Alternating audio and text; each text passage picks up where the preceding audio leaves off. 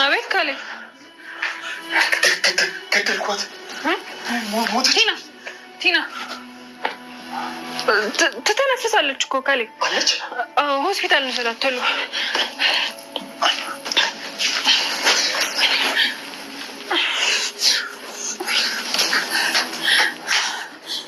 አዲስ አበባ ውስጥ ያውም ብዙ ካሌብ ቲናን ገሏት ነበረ ለትንሽ ማለት ነው። አባትየው መጣና ምነው ልጄ ለምንድን ነው ልጅቱን ሊገላት የተነሳኸው? በሰላም መለያየቱ አይሻልም ብሎ ለልጁ ለካሌብ ተናገረ። አባዬ እኔም አልፈልጋትም ነበር ውጪ ከቤት ስላት እምቢ አለች። ለዛ ነው ለትንሽ እየተረፈችው አንቄ ገድያት ነበረ ብሎ ተናገረ። ለምን ልጄ በሰላም ተለያይቶ መኖር አይሻልም? አንተ ስለምን እስር ቤት ትገባለህ? እኔን ስለምን ችግር ውስጥ ትከታለህ? ብሎ ተናገረ። ሰላም ደህና ይስጥልኝ ውድና እየተከበራችሁ ውድ የዲቦራ ቤተሰቦች በሙሉ እንዴት ናችሁልኝ? ደህና ናችሁ ወይ? በያላችሁበት ሰላም ፍቅር እንዳችሁ አልኩ።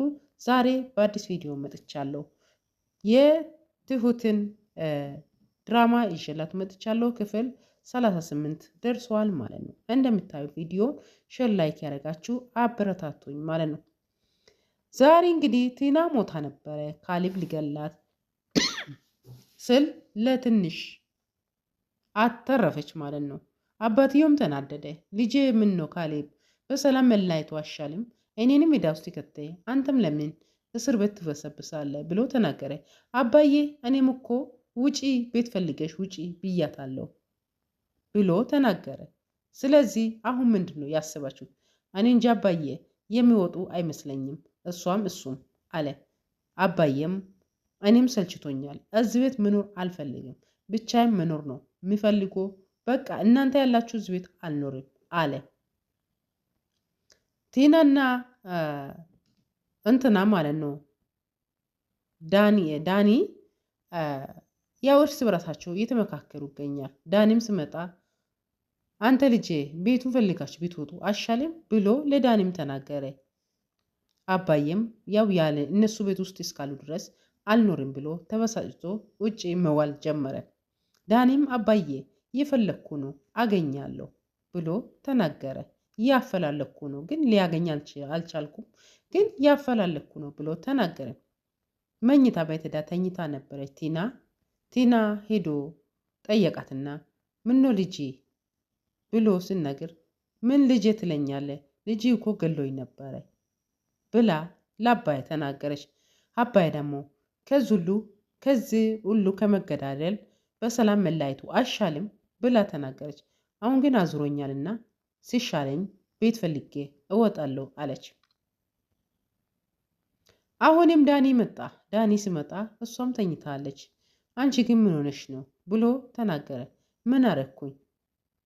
ገሎሽ ነበረ እኮ ብላ ስትናገር ግን ከእንግዲህ ያለውን እኔ ሳልሞት ቀድሜ መግደል ነው አለብኝ ብላ ለዳኒ ተናገረች። ቆይ አንቺ ምን አስበሽ ነው ከዚህ ሁሉ በሰላም መውጣቱ አይሻልም ብሎ ስናገር ዳኒን ደግሞ ባካንተ ደግሞ አትመጻደቅ አለችና ተናገረች። አሁንም ዳኒ ማን ነው ካሌብ መጣ። መኝታ ቤት ተኝታ ነበር። አሁንም አለሽ እንዴ ብሎ ተናገረ። እንዴ እኔ ስታይኝ ዝም ብዬ የምወጣ ልጅ መስልሃለሁ? ምንም ቢሆን እኮ ሚስትህ ነኝ ብላ ተናገረች።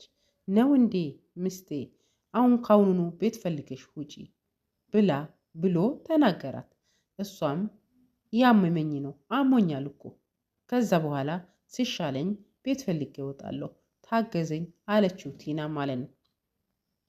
ዳኒ የምናገረው ነገር ስጠፋ እንትናም አሞኛል እያለች ከውጭ አንድ እንትና ጋር ምንድን ነው ከደላላ ጋር ስትነጋገር ነበር።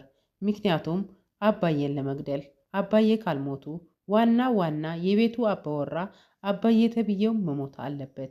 እሱ ካለ ዳንማን ነው ካሌብም ለእኔ አይታዘዝልኝም፣ ቤቱንም ለእኔ ውርስ አያደርግልኝ ብላ ሰው ገዝታ ድሩዬ ገዝታ አባዬን ለመግደል በ450,000 ብር እየተነጋገረች ነበር።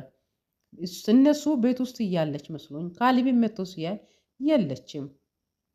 ትራሱን ልክ እንደ ራሱ አድርጋ አልጋ ላይ አስለብሳ ውልቅ ብላ እንግዲህ ውጭ ከሌላ ወንድ ጋር ጀምራለች ማለት ነው። ዳኒም አንቺ ቆይ ሌላ ሰው ጀምረሻል እንዴ? ስመጣም የለሽም ብሎ ተናገረ። እንዴት አለችው። ቆይ ስልክሽ ላይ የራቁት ፎቶ አይቼሻለሁ አላት። አረ እባክህ እኔ አልጀመርኩም አለችና እሷም ድርቅ አለችው። አሁንም ክደትሽ አልታውሽም፣ አሁንም አልረሳሽውም፣ አልታውሽም ብሎ ዳኒ ተናገረ።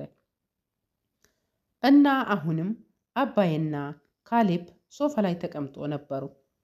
ቆይ አባዬ እኔ እዚህ ቤት ማለት አባዬ ምን ነው አምሽተ አመሸኩ እኮ ሰዓት አሳልፌን እኮ ገባው ብሎ ካሌብ ሲናገር፣ እንዴ እኔ እኮ እዚህ ቤት መኖር አስጠልቶኝ እኮ ነው ምኖረው። እነኚህ ልጆቹ ካሉ እኔ ቤት አልቀመጥም፣ እንደዚሁ እያመሸው ነው ሚገባ ብሎ ተናገረ። ካሌብና ትሁት እንደዚህ አሉ። እንዴ አባዬ ምን ነው ብላ ትሁትም ተናገረች። አባዬ ከሄደ በኋላ እራት ብላ ስትል እራት አልበላም እኔ በልቼ ነው መጣ ብሎ ተናገረ ለትሁት። ከዛን ትሁትና ካሌብ እንግዲህ በቃ ለካሌብ አሁን ተጥቶ መጥቶ ሊሆን ይችላል እና ተረጋጋ፣ ስነጋ እናወራለን አለችና ካሌብን አረጋጋችው። አባዬም ሄዶ ተኛ።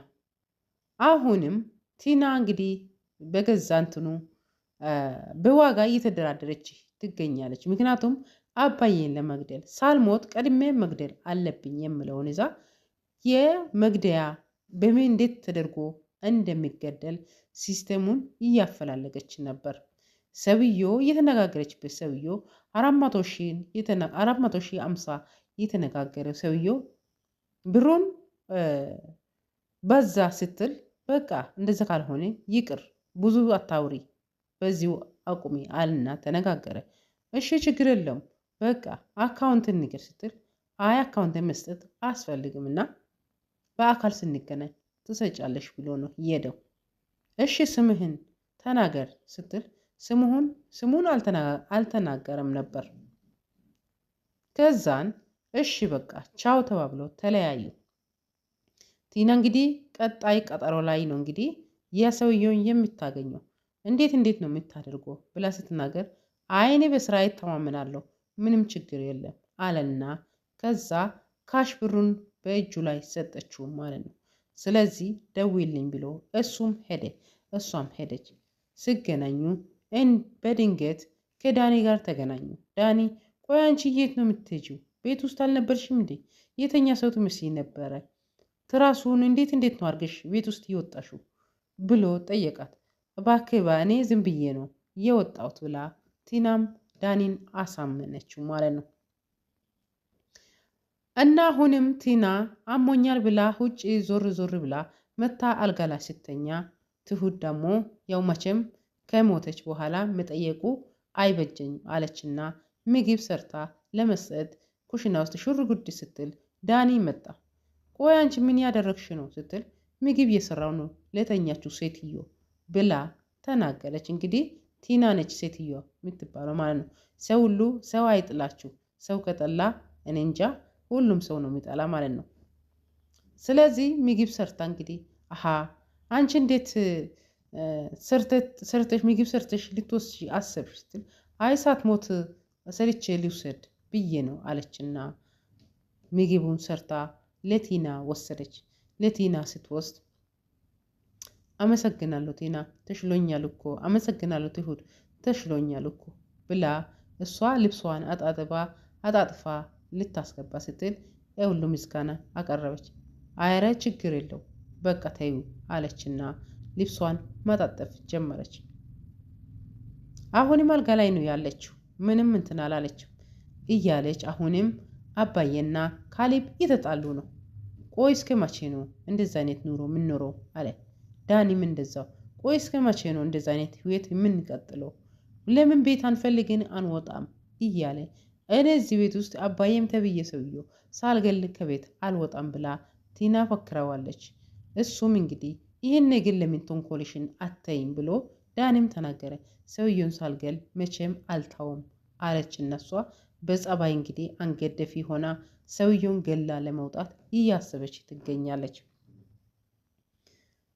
ካሌብም አባቱን እንግዲህ በጣም ይወዳል። ሆኖም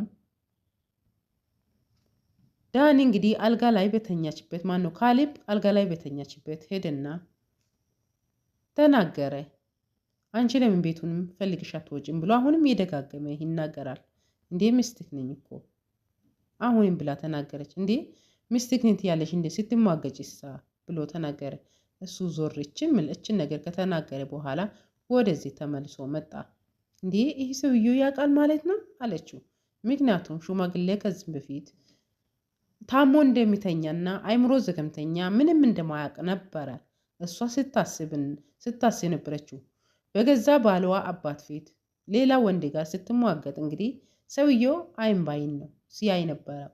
አይን ባይን ነው ቤቱን ለመውረስ ወይም ቤቱን ለመውሰድ ስታደርግ የነበረችው ማለት ነው። ስለዚህ አሁን ላይ እንግዲህ ያ ግፍ እሷ ላይ ነው የደረሰ ያለው ሰውየው ላይ ወይም ቤቱን ለመውሰድ ልጃቸው ላይ ስትሟገጥ የነበረችው ልጅቱ አሁን ላይ እንግዲህ ይሁት ሰው ላይ ድራማ ቢሆንም ሰው ላይ መሟገጥ ሰውን ግፍ መስራት ዞሮ ዞሮ ለራሱ ነው የሚመጣ። የድሮ አምላክ ለልጅ ልጅ ይደርሳል ይባላል። የዘንድሮ ግን ለራሱ ለባለቤቱ ነው የሚደርሱ። ይሄ ማለት ለማንኛውም ለሁላችንም ትምህርት ነው። ገብታችኋል? ድራማ ቢሆንም ትምህርት ነው እና ይሄ ድራማ በጣም አስተማሪ ነው። ቪዲዮ እንዳያችሁ ሼር ላይክ ያደረጋችሁ ተከታተሉ።